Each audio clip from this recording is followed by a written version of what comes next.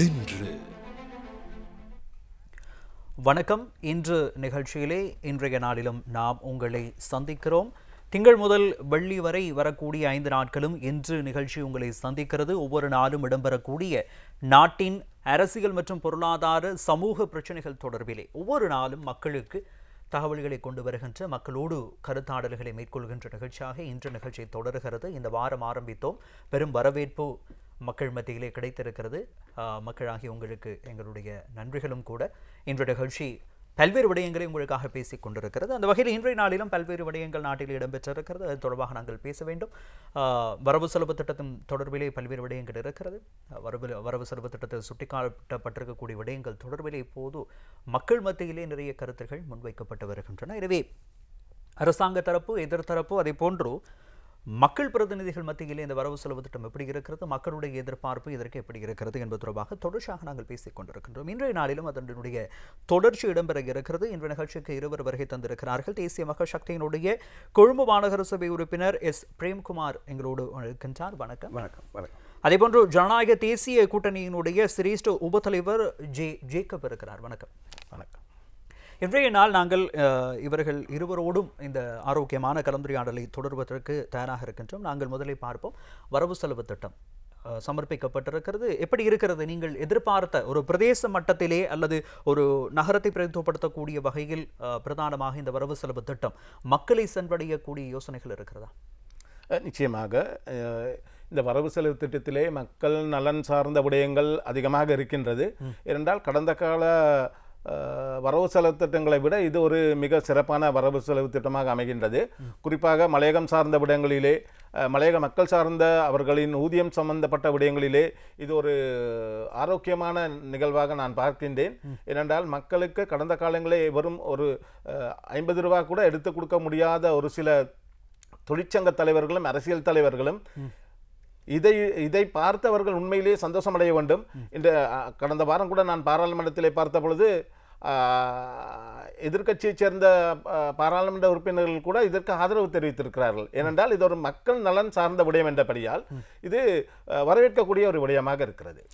இந்த வரவு செலவு திட்டத்தை பொறுத்தவரையிலே மலையக மக்களுடைய சம்பள அதிகரிப்பு தொடர்பிலே நிறைய விமர்சனங்கள் முன்வைக்கப்படுகிறது. ஒரு மக்கள் பிரதிநிதி என்ற வகையிலே நீங்கள் மக்களோடு அதிகமாக தொடர்பு கொள்ளக்கூடிய ஒருவர் என்ற வகையில் இந்த விடயத்தை நீங்கள் எப்படி பார்க்கிறீர்கள்? பொதுமக்கள் எதிர்பார்ப்பது நல்ல முடிவுகள் தான் எதிர்பார்க்கிறார்கள். பொதுமக்கள் எதிர்பார்க்கிறார்கள். அதே நேரத்தில் எந்த ஒரு அரசாங்கம் வந்தாலும் எப்படியும் ஏதாவது விமர்சனங்கள் இதுதான் ஆக வேண்டும், கட்டாயம் இருக்கத்தான் வேணும். இல்லாட்டி இருந்தபடியாக தான் பொதுமக்களுக்கு விளங்கும் என்ன வித்தியாசம் என்று பொதுமக்களுக்கு தெரியப்படுத்துறதுக்கு ஒரே விஷயம், அரசாங்கம் எது நல்லது செய்தோ, எந்த விஷயங்கள் சரியாக நல்லா நடைமுறைப்படுத்தினாலும் அதுக்கு எதிர்கட்சியில் கடும் எதிர்ப்பு கட்டாயம் இருக்கத்தான் வேணும். இல்லாட்டி எதிர்கட்சி சொல்ல முடியாது. அவங்களும் ஏதாவது தங்களுக்கு என்ன தேவையோ அதை கட்டாயம் சொல்லித்தான் வேணும், சொல்லி ஆக வேண்டும். அப்போ அதன்படி தான் இப்போ பட்ஜெட் போது இன்னும் விவாதம் நடந்து கொண்டிருக்கிறது. இன்னும் 6-7 நாளில் விவாதங்கள் முடியும். அதுக்கு பிறகுதான் சரியான முடிவு எடுக்கப்படும். இப்போ இந்த நீங்கள் கொழும்பு பிரதிநிதித்துவப்படுத்தக்கூடிய ஒருவர், கொழும்பு மாநகர சபையை பிரதிநிதித்துவக்கூடிய ஒரு உறுப்பினராக இருக்கிறீர்கள். உங்களுடைய கொழும்பை பொறுத்தவரையிலே, இந்த நகரத்தை பொறுத்தவரையிலே, தலைநகரை பொறுத்தவரையிலே பல்வேறு விடயங்கள் மக்களினால் எதிர்பார்க்கப்படுகின்ற விடயமாக இருக்கிறது. ஒரு மாநகர சபை உறுப்பினராக உங்களுடைய சேவைகளை கொண்டு நடத்துவதற்கு இந்த வரவு செலவு திட்டத்திலே போதிய அளவான யோசனைகள் இருக்கிறது என்பதனை உங்களால் சுட்டிக்காட்ட முடியுமா? ஒரு தேசிய மக்கள் சக்தி, உங்களுடைய அரசாங்கம் தான் யோசனை முன்வைத்திருக்கிறது. எப்படியான யோசனைகள் இந்த மாநகர சபை, கொழும்பு மாநகர சபைக்கான திட்டங்கள்? கொழும்பு மாநகர சபையை பொறுத்தவரையில் இன்று எங்களது வருமானம் 30 பில்லியன், வருமானம் 30 பில்லியன், செலவுகள் 36 மில்லியன்.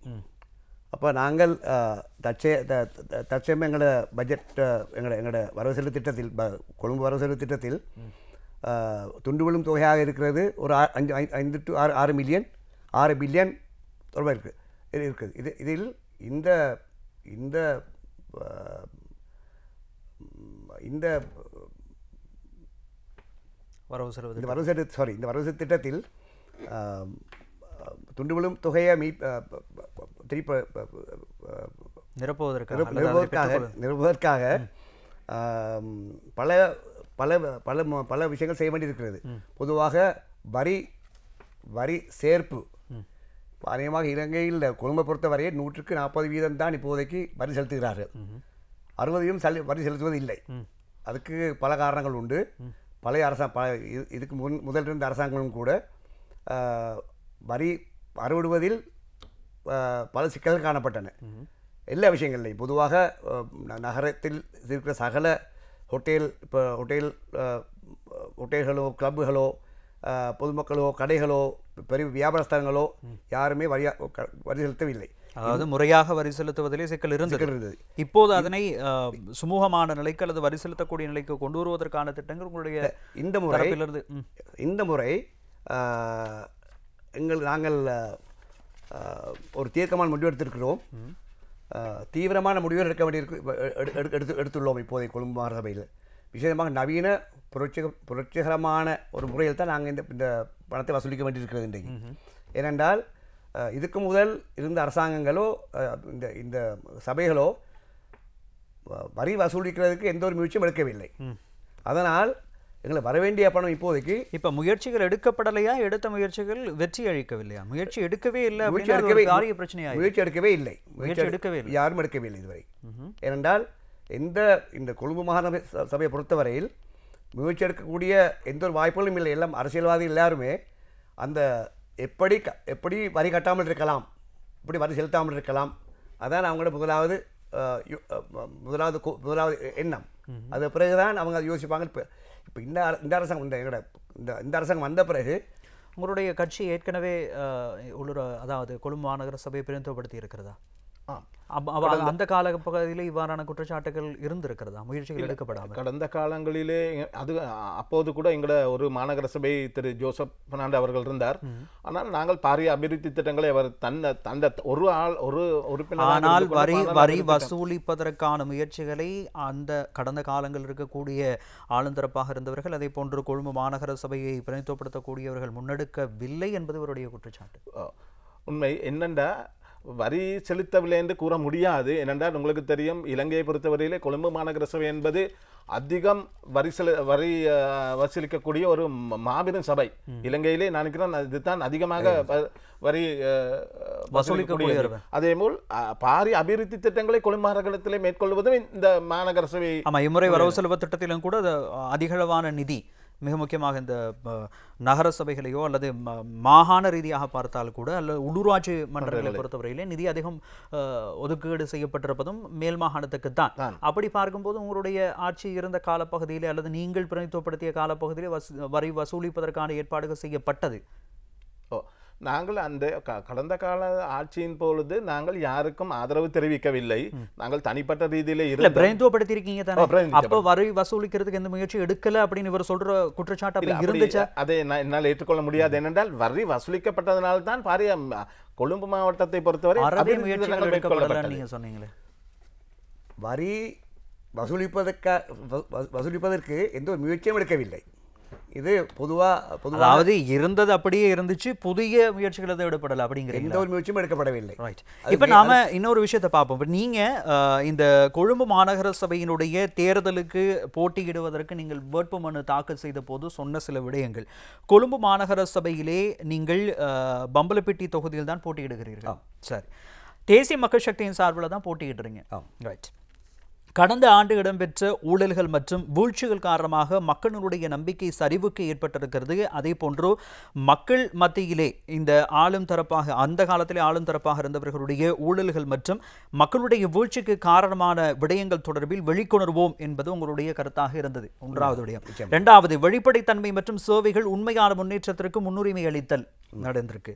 கொழும்பை ஒரு சுத்தமான, திறமையான மற்றும் நவீன நகரமாக மாற்றுவதற்கு விரிவான திட்டங்களை நாம் மேற்கொள்வோம், நீங்க சொன்ன யோசனை. அதுக்கடுத்து கொழும்பை சுத்தமான மற்றும் சிறந்த வீதிகள், மேம்படுத்தப்பட்ட பொது இடங்கள் ஆகியவற்றை உருவாக்குவதற்கு கடமைப்பட்டுள்ளோம். இதுல என்னென்ன விஷயங்கள் ஆரம்பிச்சிருக்கீங்க? நீங்கள் கூறிய ஏற்கனவே கொழும்புல இருக்கக்கூடிய பல பிரச்சனைகள் தான் இந்த தூய்மைப்படுத்தக்கூடிய பிரச்சனைகளாக இருக்கலாம், கழிவகற்ற செயற்பாடுகள் இருக்கக்கூடிய சிக்கல், கால்வாய்கள் அகற்றப்பட கொஞ்சம் மழை பெஞ்சாலுமே வெள்ளம் ஏற்படக்கூடிய பல இருக்கிறது, போக்குவரத்து சிக்கல் இருக்கிறது. இவ்வாறான பின்னணியில் உங்களுடைய திட்டம் எப்படி இருக்கிறது? நீங்கள் கூறியபடி சகல விஷயங்களும் தொடர்ந்து நடைபெற்று கொண்டு வருகின்றன. கடந்த ஒரு வருடமாக இன்றும் நீங்கள் பார்க்கலாம், சகல முயற்சிகளும் சகல வேலை திட்டங்களும் இப்போது தொடர்ந்து நடந்து கொண்டிருக்கிற இப்போது.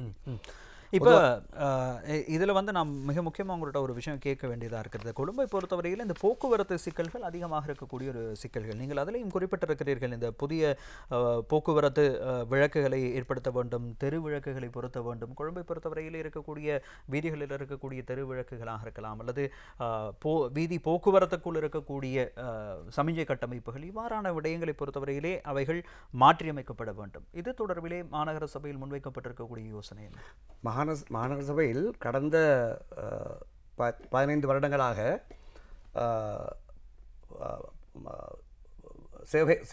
சேவையாளர் பற்றாக்குறை உண்டு. ரெண்டாவது எக்யூப்மெண்ட்ஸ், தேவையான பொருட்கள் இல்லை. சபையில் எந்த ஒரு பொருட்களும் இல்லை. இப்போ இந்த அரசாங்கம் வந்த பிறகு எல்லாமே முதல்ல இருந்து தொடர்ந்து முதல் தொடக்கத்திலே இருந்து இப்போ 40 வருஷத்துக்கு முதல்ல இருந்த நிலைமை தான் இன்றைக்கு இருக்கிறது. இன்றைக்கும் 40 வருஷத்துக்கு முதல்ல இருந்த நிலைமை தான் இன்னும் இருக்கிறது. அப்போ அந்த அந்த குறைபாடுகள் நீக்குவதற்கு நிறைய எங்களுக்கு பணவசதிகள் தேவை. இப்போ நாங்கள் அதை எப்படி எதிர்பார்க்குறோம்னு கேட்டால், இப்போ இன்றைக்கு அந்த பணங்களை பொதுமக்களை வசூலித்து தான் நாங்கள் அந்த அந்த அந்த பொருட்களை நாங்கள் வாங்க வேண்டியிருக்கு இந்த நிலைமையில். அப்படின்னா வரி சொல்லிக்கிறது வந்து முறையாக இடம்பெற்றாதான் அடுத்தடுத்து நடக்க முடியும்னு சொல்கிறீங்க. இப்போ அதே நேரத்தில் இன்றைக்கு நாங்கள் எடுக்க முயற்சிகள் அவ்வளவுமே, இப்போ நீங்கள் சொன்ன மாதிரி வீதி போக்குவரத்து நிறைய பாதைகள் மூடப்பட்டிருந்தன. இப்போ அவ்வளோ அநேகமாக 170% பாதைகள் திறந்தாச்சு. திறந்து போக்குவரத்துக்கு நாங்கள் விளக்குகள் 160% பூர்த்தி செய்யப்பட்டு உள்ளன. இந்த ஒரு வருடமாக 60% பூர்த்தியாகி உள்ளன. பாதைகள் செப்பனிட்டு பாதைகள்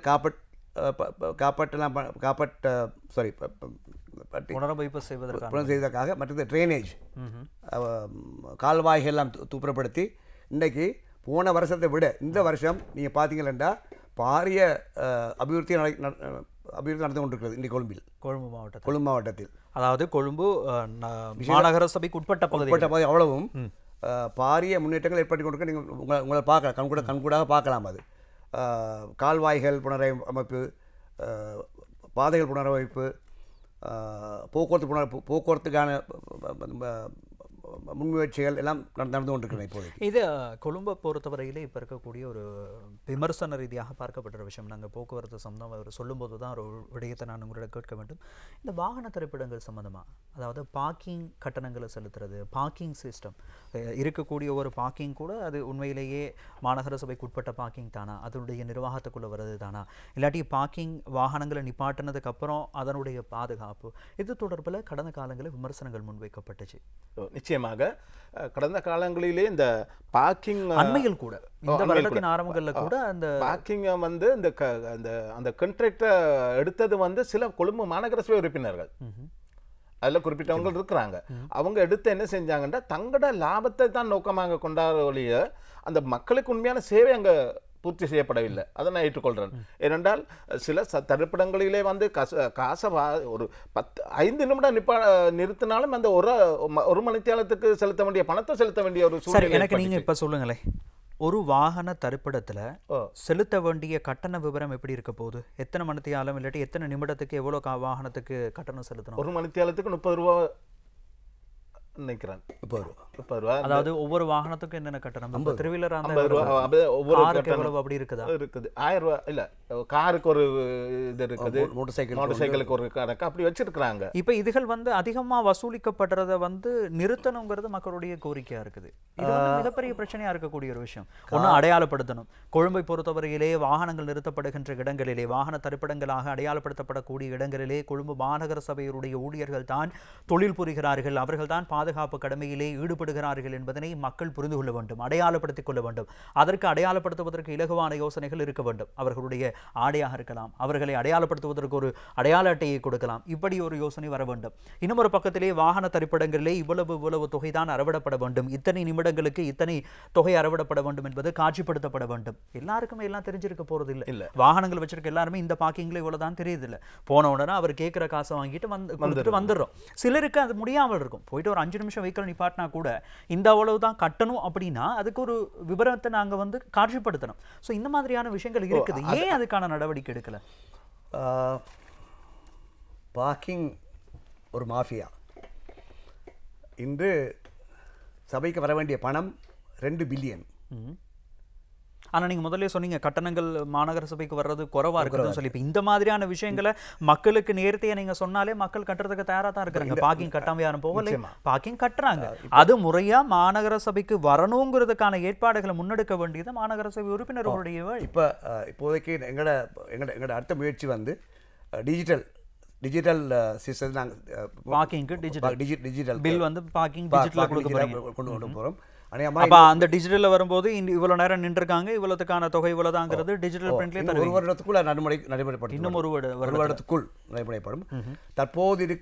தற்போது இருக்கும் சகல பார்க்கிங் கம்பெனிஸ் இருக்கு, அவங்க எல்லாரும் அந்த கண்டக்ட் முடிந்த பிறகு அவங்களே வெளியேற்ற வேண்டி வரும். கட்டாயம் நிச்சயமாக அது செய்ய வேண்டிய ஒரு விட என்னன்னு இப்போ நான் அதுக்கு தான் மாறேன். இந்த ஒப்பந்தக்காரர்கள் இல்லாமல் ஒழிக்கணும். இந்த பார்க்கிங்க்கு கொடுத்துருக்க ஒப்பந்தத்தை இல்லாமல் ஒழித்து விட்டு இந்த நேரடியாக அந்த வருமானம் கொழும்பு மாநகர சபைக்கு வர்ற மாதிரி அதை நிச்சயமாக ஒரு சட்டத்தை உருவாக்க வேண்டும். இப்ப ஏற்கனவே இருந்த மாநகர சபை உறுப்பினர்கள் தான் இதுக்கான ஒப்பந்தங்களை அவங்களுக்கு ஏற்றவங்களுக்கு கொடுத்துருக்குறாங்க அப்படின்னா அவங்க யாரு? அதை அவங்க இன்னும் நீங்க அடையாளப்படுத்தலையா? அது யாருன்னு அடையாளப்படுத்தி இருக்கிறோம். வழக்குகள் நிலுவையில் உள்ளன. அவங்களுக்கு எதிராக வழக்கு தாக்கல் செய்யப்பட்டிருக்குது. நீதி சட்டங்கள் நடைமுறைப்படுத்தியுள்ளன. சில காப்பா கம்பெனிஸ் இந்த அரசாங்கம் வந்த பிறகு சில பேர் செலுத்தியிருக்கிறார்கள், பாதி செலுத்தியிருக்கிறார்கள். அதாவது செலுத்தப்படாமல் இருந்தது செலுத்தி இருக்கிறார்கள். எனவே ஆனால் மக்கள் எதிர்பார்க்கிற விடயம் இதுவாகத்தான் இருக்கிறது. வாகனங்களை நிறுத்துவதற்கு பாதுகாப்பு இருக்கணும் கட்டாயம். அதாவது தங்களுடைய வாகனங்களை நிறுத்திவிட்டு சென்று மீண்டும் வந்து பார்க்கும்போது வாகனங்கள் இல்லை என்றால் எப்படி நம்பி வாகனங்களை நிறுத்துவது? அந்த பாதுகாப்பை வழங்க வேண்டியது மாநகர சபையுடைய பொறுப்பாக இருக்கிறது. காரணம் நம்பிக்கையின் அடிப்படையில் தான் வாகனங்கள் நிறுத்தி செல்லுகிறோம். இன்னும் ஒரு பக்கத்தில் எவ்வளவு தொகை செலுத்த வேண்டும், அது காட்சிப்படுத்தப்பட வேண்டும். யார் அந்த நம்பர் என்பதை உறுதிப்படுத்துவதற்கான செயற்பாடுகள் அந்த காவலாளியாக இருக்கக்கூடியவரை அடையாளப்படுத்துறதுக்கு ஒரு விடயம் இருக்க வேண்டும். அவருடைய அடையாள அட்டையோ ஏதோ ஒன்று அவர்களுக்கு வழங்கப்பட வேண்டும். இந்த நிதி முறையாக செல்லுகிறது என்பதற்கான வழிகாட்டுதல்கள் அல்லது மக்களுக்கு அதன் மீதான ஒரு நம்பிக்கை ஏற்படுத்துவதற்கான செயற்பாடுகள் முன்னெடுக்கப்பட வேண்டும். இதுக்கு ஒரே தீர்வு டிஜிட்டல் அடையாள முறை. அதுதான் ஒரே ஒரு தீர்வு, வேறு தீர்வு கிடையாது. ரைட். அடுத்து இன்னும் ஒரு விஷயம், இந்த பார்க்கிங் மாதிரியே தான் இன்னொரு விஷயத்துக்கு வர மிக முக்கியமாக இருக்கக்கூடிய ஒரு விஷயம், இந்த வெளி மாவட்டங்களிலிருந்து கொழும்புக்கு வந்து தங்கக்கூடியவர்கள், தொழில் ரீதியாக அதிகமானவர்கள் கொழும்பில் இருக்கக்கூடிய சித்திரை பெருநாளோ அல்லது தீபாவளியோ நீங்கள் பார்த்தீங்கன்னா கொழும்பு வெறிச்சோடி காணப்படும். இதிலிருந்தே ஒரு விஷயத்தை அடையாளப்படுத்துகிறோம். கொழும்பில் இருக்கக்கூடிய தொழில் செய்யக்கூடிய இந்த வாடகை விஷயம், வீடுகளை பொறுத்த வரைக்கும் அவங்க நினைச்ச வாடகை தான் கொடுக்குறாங்க. இது நீங்கள் இதுவரைக்கும் ஒரு யோசனையா ஏன் இல்லை? உண்மையில் உங்களுக்கு தெரியுமா, பெரடைஸ் பிளேஸில் ஒரு தொடர்மாடி கட்டணம் கொழும்பு மாநகர சபையால் கட்டப்பட்டது. தொடர்மாடி அதில் அந்த வாடகை வீட்டில் இருக்கிறவங்க, அந்த பெரடைஸ் பிளேஸில் இருந்தவங்களுக்கான கட்டப்பட்ட அந்த வாடகை வீடுகள் இன்றும் கொழும்பு மாநகர சபையால் மக்களுக்கு கையளிக்கப்படவில்லை. அது கையளிக்கப்படாதனால அந்த ஒரு சில மக்கள் என்ன செய்கிறாங்க, பலவந்தமாக அந்த வீடுகளில் போய்ட்டு தங்கி கொண்டு தங்களோட பேரை இது எங்கட வீடு, அந்த பழைய முறையில் மாதிரி இடத்தை பிடிச்சு கொண்டு இது எனக்கு சொந்தமான இடம், இப்படி ஒரு சட்ட ரீதியற்ற ரீதியில் இந்த செயற்பாடுகள் மேற்கொள்ள. இது வீடுகள் வாடகை கொடுக்குறாங்களே, வீடுகள் வாடகை கொடுக்கும்போது அவங்க விருப்பத்துக்கு இல்லை கொடுக்குறாங்க. அப்ப அதுக்கு ஒரு பொறிமுறை இருக்கணும். அந்த பொறிமுறை என்ன மாதிரி கொண்டு வர போறீங்க? விஷயத்தில் கடந்த மாதம் சபை உறுப்பினர் இந்த கோரிக்கை முன்வைத்தார். அவர்கள் தற்போது அந்த வீட்டில் இருக்கிறவர்கள் வெளியேற வேண்டும், கட்டாயம் வெளியேறி அதற்கு அரசாங்கத்துக்கு பதிவு செய்த சகலருக்கும் அந்த வீடுகள் கொடுக்கப்படும் என்று பிரேரணை ஒன்று சபையில் சப்மிட் பண்ணியிருக்கார்கள். ரைட், சபைக்கு கொண்டு வரப்பட்டிருக்கிறது. அப்போ இதுக்கு ஒரு யோசனை நீங்கள் எப்போ வைக்க போகிறீங்கிற விஷயத்தை எனக்கு சொல்லுங்கள். வீட்டு வாடகைகளுக்கு, அதாவது தங்களுடைய சொந்த வீடை வந்து ஒரு பகுதியை வந்து வாடகைக்கு கொடுக்குறாங்க, வெளியிலேருந்து வரக்கூடியவங்க தங்குறதுக்கு, அது குடும்பமாக இருக்கலாம், இல்லாட்டி தனியாக தங்குறதா இருக்கலாம். அப்படி வசதிகள் கொடுக்கப்படும் போது இன்னென்ன வசதிகள் அந்த வீடுகளுக்கு இருக்கணும், இப்போ இந்த காலத்தில் அதை செய்து கொடுக்கணும். வாடகைக்கு கொடுக்கப்படும் போது வாடகை வீடுகள் இன்னென்ன தரத்தில் இருக்கணும், தண்ணி இருக்கணும், சுகாதார வசதி இருக்கணும், அவங்களுக்கு மின்சார வசதி இருக்கணும், பாதுகாப்பு இருக்கணும். அந்த வசதிகளோடு தான் இந்த வீடுகள் கொடுக்கப்படணும். அந்த வாடகை இவ்வளவு தான் அறவிடப்படணுங்கிறதுக்கான ஒரு தீர்மானத்தை ஏன் கொண்டு வர முடியாது? தனியார் வீடுகளை பொறுத்தவரையில் இதை நடைமுறைப்படுத்த முடியாது. ஏன் முடியாது? இப்ப அவங்களும் இது வந்து சில இடங்கள்ல வந்து வியாபாரமா தானே இருக்கு, அவங்களும் வருமானம் ஈட்டக்கூடிய தானே இருக்கிறாங்க. இப்ப இதை வந்து வீடுகள் இனி போயிட்டு வேற ஒரு இடத்துல வாங்க முடியாதனால தான் வீடுகளை வாங்கி இருக்கிறாங்க. அதுக்கு ஒரு முறைமை கொண்டு வரணும். அதுல ஒரு மிக்க குறிப்பாக பாதிக்கப்படுறது என்ன தெரியுமா, பிள்ளைகளை பாடசாலைகளை சேர்க்கும் பொழுது இந்த வாடகை வீட்டு உள்ள பிள்ளைகளை சேர்க்கும் போது அவங்களுக்கு கொடுக்கப்பட்ட அந்த புள்ளிகள் குறையுது. உங்களுக்கு தெரியுமா, அதற்கு ஒரு சட்ட ரீதியான ஒரு நடைமுறைப்படுத்தவன என்னண்டா, அந்த வாடகை வீட்டில் உள்ளவங்க ஒரு கடிதம் கொடுக்கணும், இந்த பிள்ளையை பாடசாலையில் சேர்க்கறதுக்கு உதவி செய்யணும். ஆனால் இன்றைக்கு நடைமுறையில் அது செய்கிறாங்க இல்லை. இப்போ நீங்கள் ஏற்கனவே மாநகர சபையை பிரதிநிதித்துவப்படுத்தக்கூடிய உறுப்பினர்களை கொண்டவர்கள், அதே போன்று உங்களுடைய கட்சி சார்ந்தவர்கள், கொழும்பிலே அரசியல் ரீதியாக செயற்படக்கூடியவர்கள், தேசிய மக்கள் சக்தியை பொறுத்தவரையிலே கொழும்பு மாநகர சபையினுடைய ஆட்சி உங்களோட தான் இருக்கிறது. இந்த மக்கள் வெளி மாவட்டங்களிலிருந்து வருகை தந்து இங்கே தங்கியிருக்கக்கூடிய மக்களோடு தொடர்பாடலை ஏற்படுத்தக்கூடிய ஏதாவது ஒரு பொறிமுறை உங்களுக்கு இருக்கா? தற்போது இல்லை.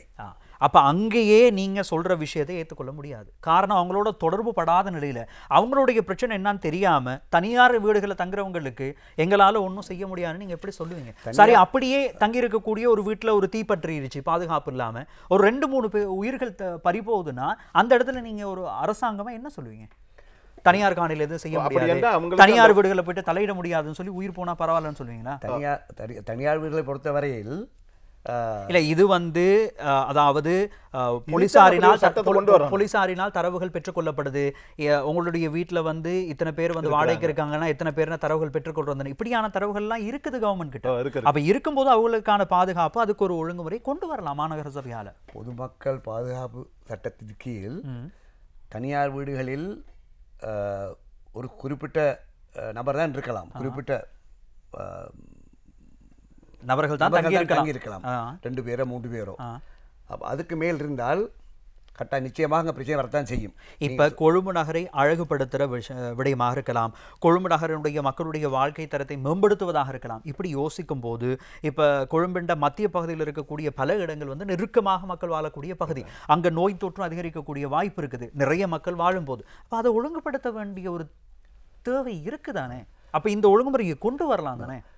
தற்போது கொழும்பில் 160% அன்ஆத்தரைஸ் கன்ஸ்ட்ரக்ஷன். அதான் அநேகமாக இதுக்கு காரணம் என்ன? இப்ப நீங்க ஏன் வழிக்கு வந்துட்டீங்களா? இப்ப இதெல்லாம் ஒழுங்குமுறையா பார்க்காதனால தானே இது வருது. தனியார் காணி தலையிட முடியாது நீங்க எப்படி சொல்லுவீங்க? இதற்கு முதல் இருந்த வீடுகள் அன்ஆத்தரைஸ், அதாவது தமிழ்ல அனுமதியற்ற அல்லது சட்டவிரோதமான வீடுகள் கட்டி அதை வாடகை கொடுத்திருக்கிறார்கள். அப்ப இது தவறு தானே? இதுல கவர்மெண்ட் தலையிட முடியாது நீங்க எப்படி சொல்லுவீங்க? நீங்க தலையிட்டே ஆக வேண்டும். இப்ப மாநகர சபையா நீங்க தான் அடையாளப்படுது. தேசிய அரசாங்கத்தில் இருக்கக்கூடிய பார்லமெண்ட் உறுப்பினர்கள் வந்து ஒவ்வொரு வீடுகளை பார்க்கக்கூடிய வாய்ப்பு இல்ல. அவங்களுக்கு தரவுகளை கொண்டு சேர்க்க வேண்டியது மாநகர சபை, பிரதேச சபை உறுப்பினர்களாக இருக்கக்கூடிய நீங்கள், மக்களோடு இருக்கக்கூடியவர்கள் தான் அதை செய்யணும். இப்போதைக்கு நாங்கள் எடுத்த முடிவு என்னென்றால் இப்போ ஒரு ஆய்வு நடந்து கொண்டிருக்கிறது. இப்போதைக்கு எத்தனை வீடுகள் அன்ஆத்தரைஸ், அதாவது அனுமதியற்ற கட்டடங்கள். பொதுவாக சொல்ல போனால் ஒரு ட்ரைனேஜ், ஒரு கால்வாய்க்கு மேல் வீடுகள் கட்ட போட்டு அதுக்கு மேல் வீடு கட்டியிருக்காங்க. அதே மாதிரி கடைகள், சின்ன சின்ன வீடுகள், பொதுமக்கள் வீடுகளை கட்டி ஒரு பராமரிப்பும் இல்லாம வாழ முடியாத அளவுக்கு ஒரு இந்த நாட்டில் ஒரு பொதுமகன் தன்னுடைய சேவையை பெற்றுக்கொள்வதற்காக ஒரு நிதி கொடுக்கப்படுது அப்படின்னா, அங்க ஒரு கொடுக்கல் வாங்கல் நடக்குதுன்னா அது தொடர்பில் தலையீடு செய்ய வேண்டிய ஒரு தேவை இருக்கிறது பொதுமக்களை பாதுகாக்கும் போது. அப்ப அதுக்கான ஒரு பொறிமுறை உங்களிடம் இருந்து நாங்கள் எதிர்பார்க்கிறோம், மக்கள் எதிர்பார்க்கிறாங்க. இன்னும் ஒரு விடயத்துக்கு வருவோம். நாங்கள் நிகழ்ச்சியிலே மிக குறுகிய நேரத்துக்குள் நிறைய விடயங்கள் பேசுகிறோம் என்பதற்காக இன்னும் ஒரு விடயம், இந்த 21ஆம் தேதி ஒரு விடயம் கொழும்பிலே இடம்பெற இருக்கிறது கட்சிகளுடைய பேரணி. உங்களுடைய தரப்பு என்ன தீர்மானத்தில் இருக்கிறது? நாங்கள் அதில் நிச்சயமாக பங்கு பெற்ற போவதில்லை. காரணம் என்ன? காரணம் என்னென்றால் கடந்த காலங்களிலே ஆட்சி செய்தவர்கள் தான் இந்த ஆர்ப்பாட்ட பேரணியை ஒழுங்கு செய்திருக்கிறார்கள். கடந்த காலங்களிலே இவர்கள் விட்ட தவறுகள், குறிப்பாக எமது தமிழ் சமுதாயத்துக்கு ஏற்பட்ட இடையூறுகள் எல்லாத்துக்கும் முக்கிய காரணகர்த்தார்கள் இவர்கள். இவர்களுடன் சேர்ந்து நாம் அவர்களுடன் சேர்ந்து போராடுவது என்பது ஒரு நடைமுறைக்கு சாத்தியமற்ற ஒரு விடயம். ஏனென்றால் இவர்களால் தான் பிரச்சனைகளே உருவாக்கப்பட்டது. கொழும்பு மாவட்டத்தை பொறுத்தவரை கடந்த காலங்களிலே மஹிந்த ராஜபக்ச ஆட்சியின் போது உங்களுக்கு தெரியும், தமிழர்களை கொழும்பிலிருந்து வடக்குக்கு பஸ்ஸில் ஏற்றினார்கள். அது அந்த அந்த அந்த காலகட்டத்திலே கொழும்பு மாவட்டத்தை பிரதிநிதிப்படுத்திய பல பாராளுமன்ற உறுப்பினர்கள் முன் வந்து அதை தடுத்து நிறுத்தினார்கள். அது ஒரு வேறு விடயம். அத்தகைய செயற்பாட்டிலே ஈடுபட்டவர்கள், இனவாதத்தை தூண்டி இனவாதத்தை பரப்பி கொழும்பு மாநகரத்தில் இருக்கும் தமிழ் மக்களுக்கு ஒரு வெறுக்கத்தக்க செயற்பாடுகளில் ஈடுபட்டவர்களை மீண்டும் ஒரு ஆட்சிக்கு கொண்டு வருவது என்பது ஏற்றுக்கொள்ள முடியாத ஒரு செயற்பாடாக அமையும். இப்போ கொழும்பை பொறுத்தவரையிலே கொழும்பில் இருக்கக்கூடிய ஒரு ஒரு ஒரு ஒரு ஒரு பகுதியினரை சார்ந்ததாக தான் இந்த விடயம் பார்க்கப்படுகிறது. குறிப்பாக இந்த பேரணி நடத்தப்படுகின்ற போது என்னென்ன விடயங்கள் கவனத்தில் கொள்ளப்படும், இது தொடர்பான தகவல்கள் கிட்டத்தட்ட உங்களுக்கு கிடைத்திருக்கும். எனவே அரசாங்கத்துக்கு எதிரான ஒரு நிலைப்பாட்டில் இருக்கக்கூடிய ஒரு தரப்பு பேரணியை முன்னெடுக்கிறது. ஆனால் மக்கள் தரப்பிலிருந்து முன்வைக்க வேண்டிய கோரிக்கைகளை தான் அவர்கள் முன்வைப்பதற்காக இந்த பேரணி முன்னெடுக்கப்படுகிறது. ஆனால் ஒட்டுமொத்தமாக கடந்த காலத்தில் இப்படி இருந்தது, அதனால் இவர்களை நாங்கள் இப்போதும் எதிர்பார்க்கவில்லை என்கின்ற ரீதியில் அவர்களை இந்த பேரணியை எதிர்ப்பது எவ்வளவு தூரம் சாத்தியமானதாக இருக்கிறது? எந்த ஒரு கோரிக்கையும் நியாயமாக தெரியவில்லை. எந்த ஒரு கோரிக்கையும் நியாயமாக தெரியவில்லை. இப்போ அரசாங்கம் வந்து இத்தனை காலமும் பல்வேறு கோரிக்கைகளை முன்வைத்தது, ஆனால் அந்த கோரிக்கைகள் செய்யப்படவில்லை என்பதுதான் அவர்களுடைய ஒட்டுமொத்த கருத்தாகவும் இருக்கிறது. இல்லை, அரசாங்கம் கொடுத்த உறுதிமொழிகள் அனைத்தும் நிறைவேற்றப்படும். ஆனால் இதுவரை நாங்கள் ஆட்சிக்கு வந்து ஒரு வருடமாகிறது. இந்த ஒரு வருடத்தில் அநேகமாக 125-30% நாங்கள் சகல விஷயங்களும் சாதிச்சிருக்கிறோம். அநேகமாக எல்லாம் பொதுவாக இந்த 21ஆம் தேதி வரக்கூடிய இந்த எதிர்க்கட்சியின் ஆர்ப்பாட்டம் படும் தோல்வி அடையும்.